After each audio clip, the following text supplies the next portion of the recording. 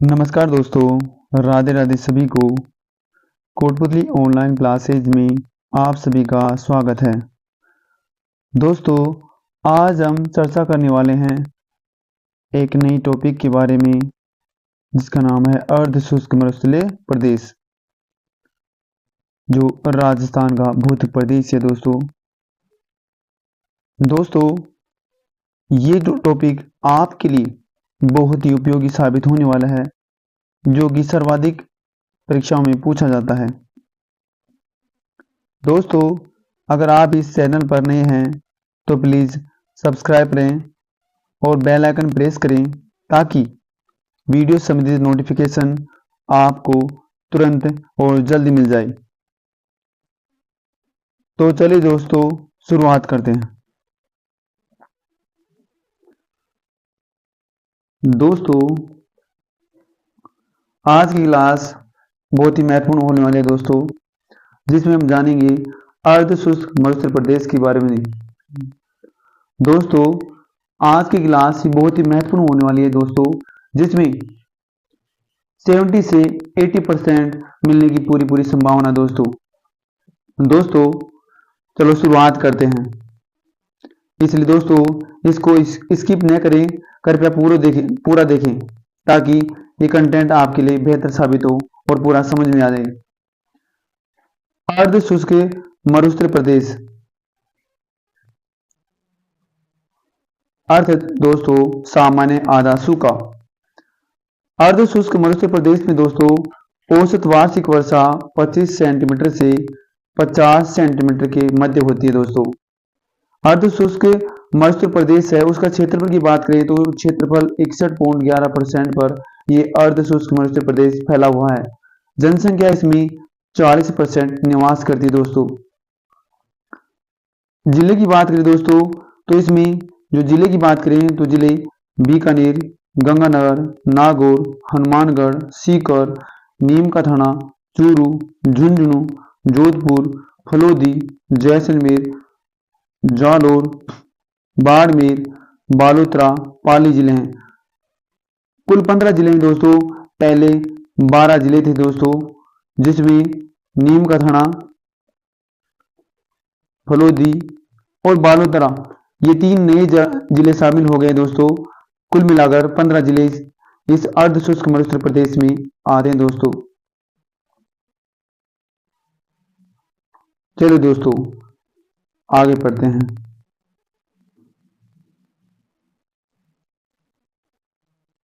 समुद्र तल से ऊंचाई की बात करें दोस्तों तो 150 मीटर इसकी समुद्र तल से ऊंचाई होती है। समुद्र तल से सामान्य ऊंचाई तो 200 से 300 मीटर होती है। दोस्तों, मिट्टी की बात करें दोस्तों, रेतीली बलुई मिट्टी इसमें होती है। रेतीली बलुई मिट्टी इसमें होती है दोस्तों, यह पाई जाती है। जलवायु की बात करें तो इसमें जलवायु शुष्क व अत्यधिक विषम जलवायु पाई जाती है। दोस्तों, तापमान इसमें अधिकतम 49 डिग्री सेल्सियस पर पहुंच जाता है गर्मियों में, जबकि सर्दियों में इनका न्यूनतम तापमान -23 डिग्री सेल्सियस से भी नीचे चला जाता है। थार के मरुस्थल का जो औसत वार्षिक तापांतर है दोस्तों वो 22 डिग्री सेल्सियस है। दोस्तों,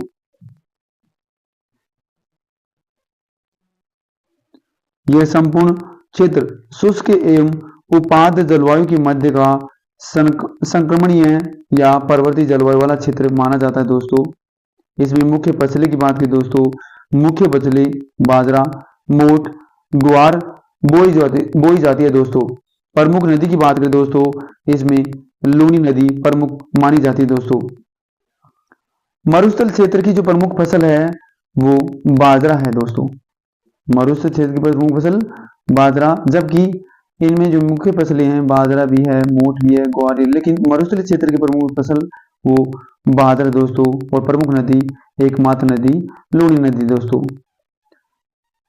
वन्य जीव अभ्यारण्य की बात करें दोस्तों तो वन्य जीव अभ्यारण्य है वो राष्ट्रीय मरुद्यान है, जो राज्य का सबसे बड़ा वन्य जीव अभ्यारण्य। दोस्तों, राज्य का सबसे बड़ा वन्य जीव अभ्यारण्य जो जैसलमेर व बाड़मेर जिलों में स्थित है। दोस्तों, चलो दोस्तों नेक्स्ट बिंदु, अगर हम इस मरुस्थल की बात करें तो इनका जो सामान्य ढाल है उत्तर से दक्षिण और पूर्व से पश्चिम इनका सामान्य ढाल पाया जाता है, जबकि इसका अर्थात उत्तर पूर्व से दक्षिण पश्चिम की ओर। पश्चिमी राजस्थान का सर्वाधिक आर्द्र स्थान वो रानीवाड़ा जालोर दोस्तों, रानीवाड़ा जालोर। पश्चिमी राजस्थान का सर्वाधिक आर्द्र स्थान रानीवाड़ा जालोर, जालोर का रानीवाड़ा स्थान। थार का मरुस्थल जिसके निर्माण में दक्षिणी पश्चिमी मानसून हवाओं का मुख्य योगदान है दोस्तों। थार के मरुस्थल के निर्माण में कौन से मानसून हवाओं का योगदान है? वो दक्षिणी पश्चिमी मानसून। ऋतु चक्र को भी नियंत्रित करता है, ऋतु चक्र उसको भी नियंत्रित करता है। अरावली का जो वरिष्ठ छाया प्रदेश होने के कारण जो थार का मरुस्थल है, अरावली का वरिष्ठ छाया प्रदेश है, उसी के कारण दक्षिण पश्चिम मानसून और बंगाल की खाड़ी का जो मानसून है यहां तक नहीं पहुंच पाता है दोस्तों, जिससे वर्षा बहुत ही कम होती है दोस्तों, और ये वर्षा से वंचित रह जाता है भाग।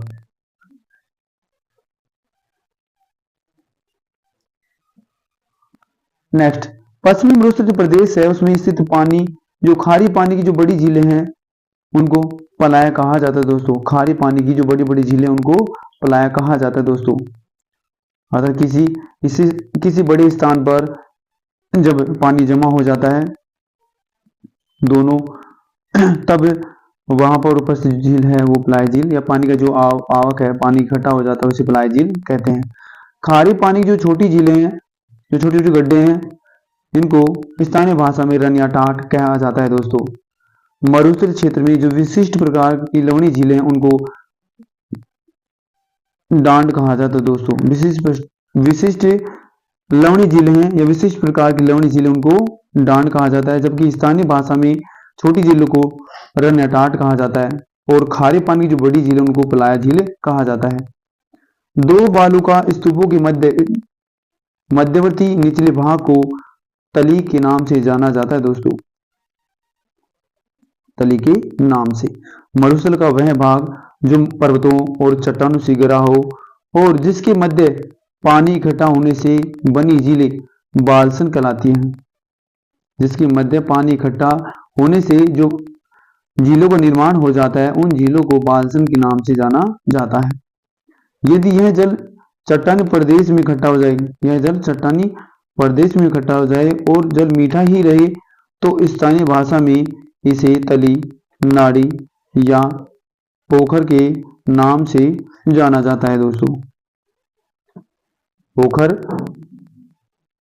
तली, नाड़ी के नाम से।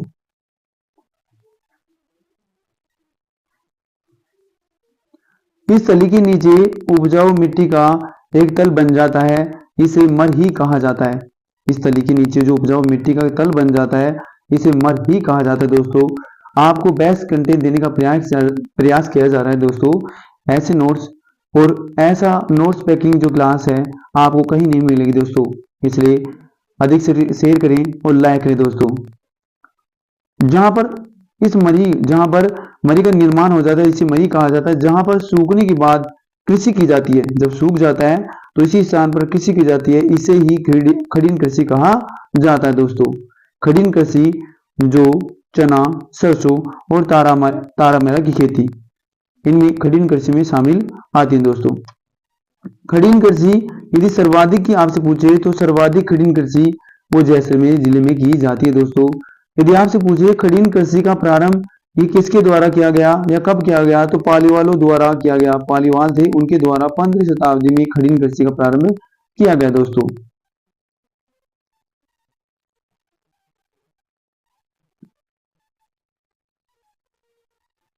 आइए दोस्तों अब जान लेते हैं कि सामान्यतः इस मरुस्थलीय प्रदेश को कितने भागों में बांटा गया है। इस मरुस्थलीय प्रदेश को 4 भागों में बांटा गया है। गोडवाड़ प्रदेश, लूनी और मैदान। लूनी के पहला आता है गोडवाड़ प्रदेश, पहला आता है गोडवाड़ प्रदेश। गोडवाड़ प्रदेश या लूनी बेसिन या लूनी का मैदान। लूनी नदी के प्रवाह क्षेत्र को लूनी बेसिन के नाम से जाना जाता है दोस्तों। लूनी नदी का प्रवाह क्षेत्र है उसे लूनी नदी के नाम से जाना जाता है दोस्तों। उद्गम जो आइए अब जानते हैं लूनी नदी के उद्गम के बारे में।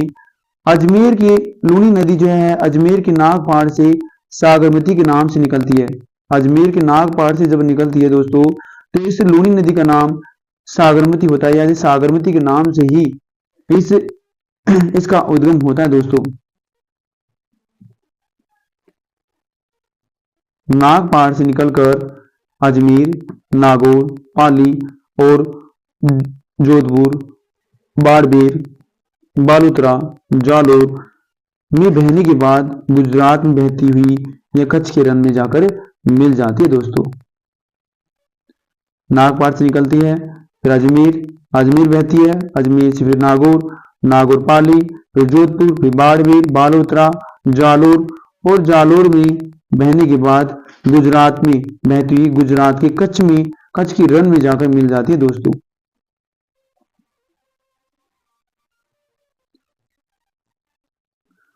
बाड़मेर जिले के बालोतर नामक स्थान से पहले, जब बाड़मेर जिला का जो बालोतर है उसके नाम बालोतर नामक स्थान है, उससे पहले इस नदी का जल मीठा होता है, जबकि उसके बाद में इसका जल खारा हो जाता है दोस्तों। अतः इस नदी को खारी मीठी या मीठी खारी नदी के नाम से भी जाना जाता है दोस्तों, या कहते हैं दोस्तों। इस प्रदेश के बालोतरा में समुद्र तल से नीचे होने कारण इस प्रदेश के बालोतरा में समुद्र तल से नीचे होने कारण इसे तली प्रदेश भी कहा जाता है दोस्तों। वह जालौर में इस प्रदेश को नाड़ा प्रदेश के नाम से जाना जाता है दोस्तों। जालौर में ग्रीनहट से निर्मित जो पहाड़ियां दोस्तों तथा मालानी रायलर्ट की पहाड़ियां वो गुमदकार इंसेलबर्ग के रूप में पाई जाती हैं दोस्तों। छप्पन की पहाड़ियां बाड़मेर व जालौर के मध्य में स्थित है, जो कि जैनियों का धार्मिक स्थल माना जाता है दोस्तों। अगर आपसे फ्रेंड्स पूछ ले कि छप्पन की जो पहाड़ियां हैं जो बाड़मेर और जालौर के मध्य स्थित में बाड़मेर व जालौर के मध्य स्थित है, वो किनका धार्मिक स्थल है? वो जैनियों का धार्मिक स्थल है दोस्तों।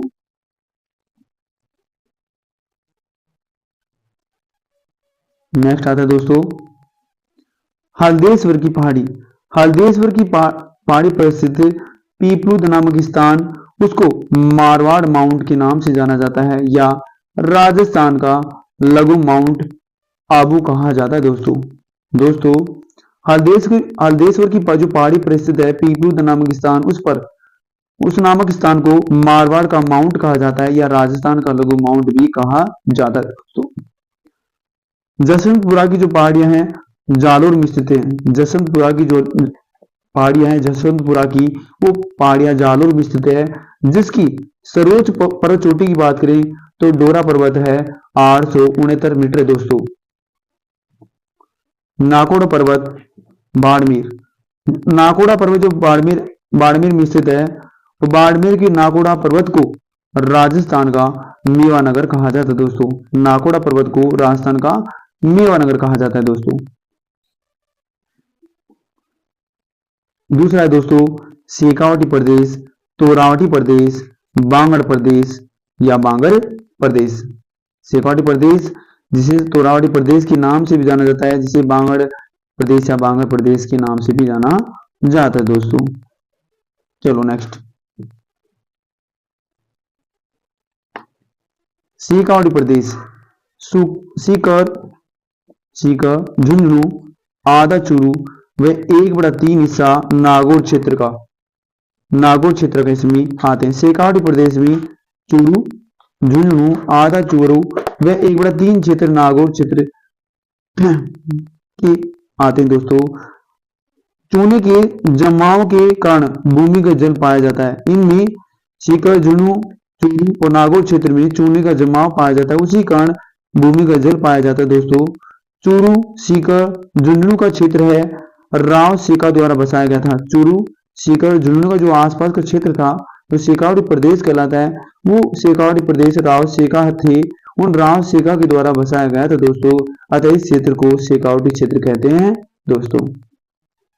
शेखावटी क्षेत्र में पाए जाने वाले गैस के मैदान को स्थानीय भाषा में भीड़ कहते हैं दोस्तों। शेखावटी क्षेत्र में पाए जाने वाले जो घास का मैदान है उसको स्थानीय भाषा में भीड़ कहते हैं दोस्तों। ढूंढाड़ क्षेत्र में इस स्थानीय भाषा में ढूंढाड़ क्षेत्र में इसे स्थानीय भाषा में क्या कहते हैं? बीड़ा कहते हैं दोस्तों। नदियों के द्वारा कटाव, जो नदियों के द्वारा मिट्टी का कटाव हो जाता है या अवनाली का अपरदन हो जाता है, ऐसे बड़े बड़े गड्ढे बन जाते हैं जिन्हें स्थानीय भाषा में दोस्तों बीहड़ के नाम से जाना जाता है दोस्तों। नदियों के द्वारा मिट्टी कटाव या अवनाली का अपरदन हो जाता है, उससे बड़े बड़े गड्ढे हो जाते हैं जिसे स्थानीय भाषा में बीहड़ के नाम से जाना जाता है।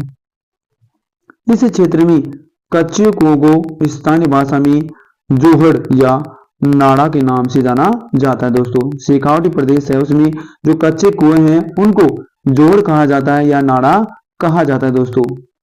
और जोहड़ का सबसे जो गहरा स्थान है वो चोबी कहलाता है दोस्तों। जोहड़ का सबसे गहरा स्थान क्या कहलाता है दोस्तों? वो चोबी कहलाता है दोस्तों। ताल छापर और पडियारा रण क्षेत्र ये शेखावटी में स्थित है। ताल छापर और पडियारा रण क्षेत्र दोस्तों वो शेखावटी प्रदेश में या शेखावटी क्षेत्र में स्थित है दोस्तों।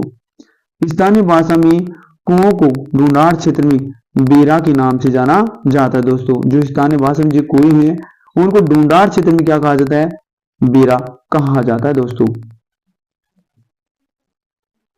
यहाँ की मुख्य नदी की बात करें दोस्तों, यहाँ की मुख्य नदी कांतली नदी।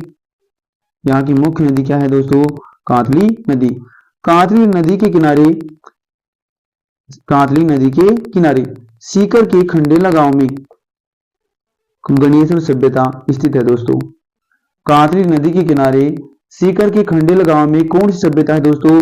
गणेश्वर सभ्यता पाई जाती है दोस्तों, जिसे ताम्र सभ्यता की जननी कहा जाता है दोस्तों। ताम्र सभ्यता की जननी आपसे पूछे तो ताम्र सभ्यता की जननी वो गणेश्वर सभ्यता को कहा जाता है जो कि सीकर में स्थित है दोस्तों। यस।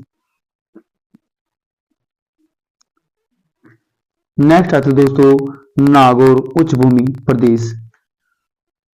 नागौर उच्चभूमि प्रदेश दोस्तों लूनी बेसिन वह शेखावटी प्रदेश है उसके मध्य स्थित है। नागौर जिले की जो ऊंची उठी भूमि है, नागौर जिले की जो ऊंची उठी भूमि है उसी को दोस्तों नागौर उच्च भूमि कहा जाता है दोस्तों, या नागौर उच्च भूमि कहा जाता है। अब फ्रेंड्स जान लेते हैं मोस्ट इंपोर्टेंट फैक्ट्स के बारे में। इस प्रदेश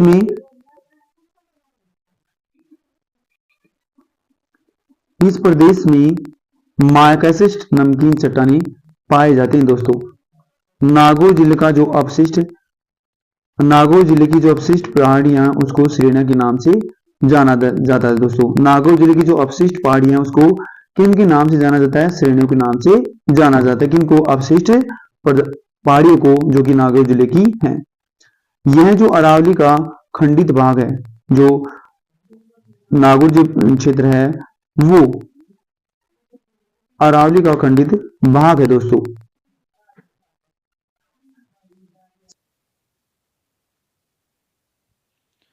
सर्वाधिक खारे पानी की झीलें। सर्वाधिक खारे पानी की झीलें सांबा, डीडवाना, कुचामन इसी क्षेत्र में स्थित हैं जहाँ केशकत पद्धति से नमक तैयार किया जाता है दोस्तों। नागौर अजमेर जिले के मध्य पाए जाने वाली भूमिगत जल में 10 ppm से अधिक फ्लोराइड पाया जाता है दोस्तों।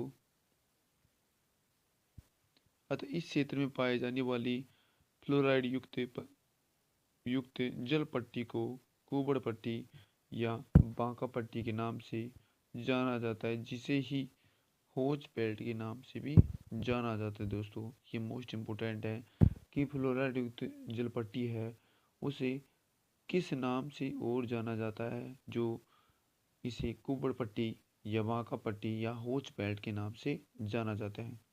फ्रेंड्स आपसे पूछ ली राज्य में फ्लोराइड से सर्वाधिक प्रभावित जिला वो कौन सा है, तो नागौर जिला है। फ्रेंड्स आपसे पूछ ली कि नागौर में या सर्वाधिक प्रभावित जो गांव है इस फ्लोराइड युक्त जलपट्टी से या फ्लोराइड से, तो वो है आसरा गांव, जो कहाँ का है, मकराना तहसील का, नागौर जिले का। ये दोस्तों मोस्ट इम्पोर्टेंट है। फ्लोराइड, इसके कारण फ्लोरिस फ्लोरोसिस नामक रोग हो जाता है दोस्तों। फ्लोराइड की अधिकता के कारण फ्लोरोसिस नामक रोग हो जाता है, जिससे दांतों में पीलापन आ जाता है, हड्डियां कमजोर हो जाती है, हड्डियों में टेढ़ापन आ जाता है, पीठ झुक जाती है दोस्तों, और कुबड़ निकल आता है दोस्तों। राजस्थान में जो हरे कबूतर है दोस्तों, राजस्थान में हरे कबूतर, नागौर उच्च भूमि तथा सरिस्का अभयारण्य अलवर में पाए जाते हैं दोस्तों। राजस्थान में अगर पूछे तो फ्रेंड्स से कि हरे कबूतर कहाँ पाए जाते हैं, तो नागौर उच्च भूमि प्रदेश में, और दूसरा है सरिस्का अभयारण्य अलवर में पाए जाते हैं दोस्तों। अगर फ्रेंड्स पूछ ले, हरे कबूतर हैं मूल रूप से, जो हरा कबूतर है मूल रूप से उत्तर प्रदेश में पाया जाने वाला वो हरिल पक्षी है जो दोस्तों, जो कभी जमीन पर नहीं बैठता है दोस्तों। फ्रेंड्स अब आता है घग्गर का मैदान।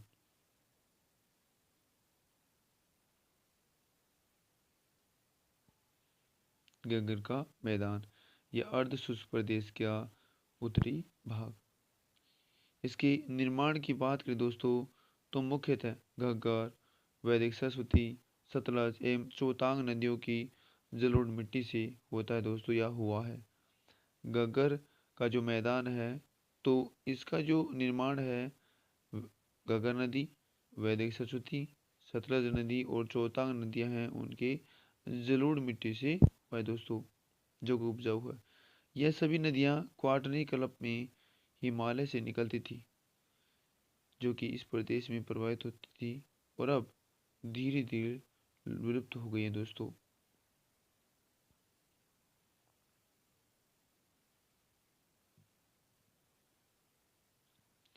राज्य में पाए राज्य में हिमालय का जल लाने वाली एकमात्र नदी घग्गर नदी दोस्तों। इसे घग्गर के मैदान में, यदि आपसे पूछे फ्रेंड्स कि हिमालय का जल लाने वाली एकमात्र नदी वो कौन सी है, तो घग्गर नदी मोस्ट इम्पोर्टेंट है दोस्तों। ये राजस्थान की अंत प्रवाह की सबसे लंबी नदी है दोस्तों। अंत राजस्थान की अंत प्रवाह की सबसे लंबी नदी है दोस्तों, जो कि काफ़ी बार एग्जाम में पूछा गया है दोस्तों। घग्गर नदी हिमाचल प्रदेश में शिवालिक पहाड़ियों के कालका नामक स्थान से निकलती है दोस्तों। यदि आपसे पूछे घग्गर नदी का उद्गम कहाँ से होता है, तो हिमाचल प्रदेश में शिवालिक की पहाड़ियों के कालका नामक स्थान से होता है दोस्तों, जो कि मोस्ट इम्पोर्टेंट है दोस्तों। वहाँ से निकलकर पंजाब, हरियाणा में बहती हुई हनुमानगढ़ जिले के टिब्बी नामक स्थान से राजस्थान में प्रवेश कर दिया दोस्तों। ये क्वेश्चन बहुत बार रिपीट हो चुका है कि ये जो घग्गर नदी है, ये राजस्थान के वो राजस्थान में कहाँ से या कौन से स्थान से प्रवेश करती है, तो हनुमानगढ़ जिले के टिब्बी नामक स्थान से प्रवेश करती है दोस्तों। हनुमानगढ़ शहर बटनेर एवं गंगानगर जिले के सूरतगढ़, अनूपगढ़ होते हुए पाकिस्तान में बहकर फोर्ट अब्बास तक जाती दोस्तों। घग्गर नदी के पाट को नाली कहते हैं दोस्तों। फ्रेंड्स ये भी काफ़ी बार पूछा गया है दोस्तों, घग्गर नदी के पाट को क्या कहते हैं, नाली कहते हैं दोस्तों।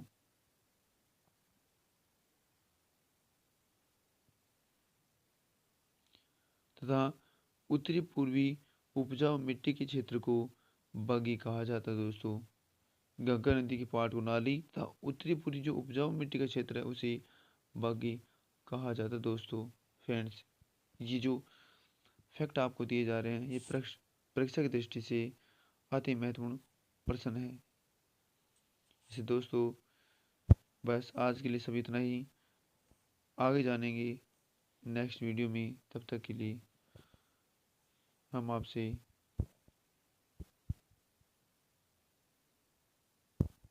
फ्रेंड्स